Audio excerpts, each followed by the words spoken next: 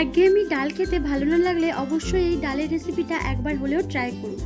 1 cup মুসুরির ডাল 2 ঘন্টা জলে ভিজিয়ে রেখেছিলাম। এরপর একটা মিক্সার ব্লেন্ডারে জার নিয়েছি আর ওর মধ্যেই ডালগুলোকে দিয়ে সামান্য পরিমাণে জল দিয়ে ব্লেন্ড করে নেব। আর আমি ব্লেন্ড করে নিয়েছি আর দেখতে পাচ্ছ কত সুন্দর একটা পেস্ট হয়েছে। এরপর এখানে একটা বাটি নিয়ে নিয়েছি আর বাটির মধ্যে ডালটাকে ঢেলে নেব আর এর মধ্যে দিয়ে দেব স্বাদ মতো লবণ, হাফ চামচ হলুদ আর সামান্য পরিমাণে লঙ্কার গুঁড়ো দিয়ে ডালের সাথে খুব ভালো করে মিশিয়ে নেব। ডালটাকে আমি খুব ভালো করে মিশিয়ে নিয়েছি। এবার একটা কড়াই বসিয়ে দিয়ে কড়াইয়ের মধ্যে দিয়ে দিচ্ছি সাদা তেল। তেল গরম হয়ে গেলে চামচ দিয়ে মিশ্রণটাকে তেলের উপরে বড়ার শেপে দিয়ে দেব। একসঙ্গে অনেকগুলো দেব না, অল্প অল্প করে দিয়ে সুন্দরভাবে ভেজে নিতে হবে। আর আমি একটু বড় বড় শেপে দিচ্ছি, তোমরা তোমাদের যেমন পছন্দ সেই রকম দেবে। ছোটও দিতে পারো, আবার এরকম বড় বড়ও করতে পারো। তারপর বড়াগুলোকে উল্টে পাল্টে সুন্দর করে ভেজে নেব।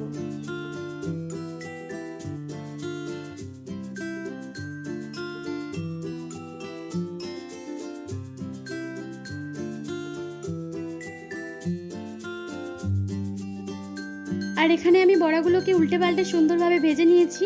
এবার সবগুলোকে তুলে নিচ্ছি আর এই একইভাবে আমি সব বড়াগুলোকে ভেজে নেব।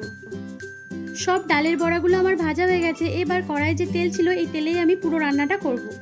আর এই তেলের মধ্যে দিয়ে দিচ্ছি হাফ চামচ 5 ফোড়ন, মাঝারি সাইজের পেঁয়াজ ও 2 থেকে 3টে কাঁচা লঙ্কা দিয়ে খুব ভালো করে ভেজে নেব। পেঁয়াজটা আমার ভাজা হয়ে গেছে। এবার ডুমো ডুমো করে কেটে রাখা আলুগুলোকে দিয়ে দেব। এবার খুন্তি দিয়ে খুব ভালো করে আলুগুলোকেও ভেজে নিতে হবে।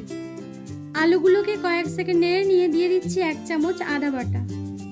আদা দিয়ে আবারও কিছুক্ষণ নেড়ে নিয়ে দিয়ে দেব স্বাদমতো লবণ ও 1 চামচ হলুদ গুঁড়ো। এবার লবণ আর হলুদ দিয়ে আলুর সঙ্গে মিশিয়ে কয়েক সেকেন্ড কষিয়ে নেব। কিছুক্ষণ কষিয়ে নেওয়ার পর দিয়ে দিচ্ছি সামান্য লঙ্কার গুঁড়ো ও 1 চামচ জিরে মরিচের গুঁড়ো। মশলাগুলো দেওয়ার পর কিছুক্ষণ কষিয়ে নিয়ে দিয়ে দেব জল।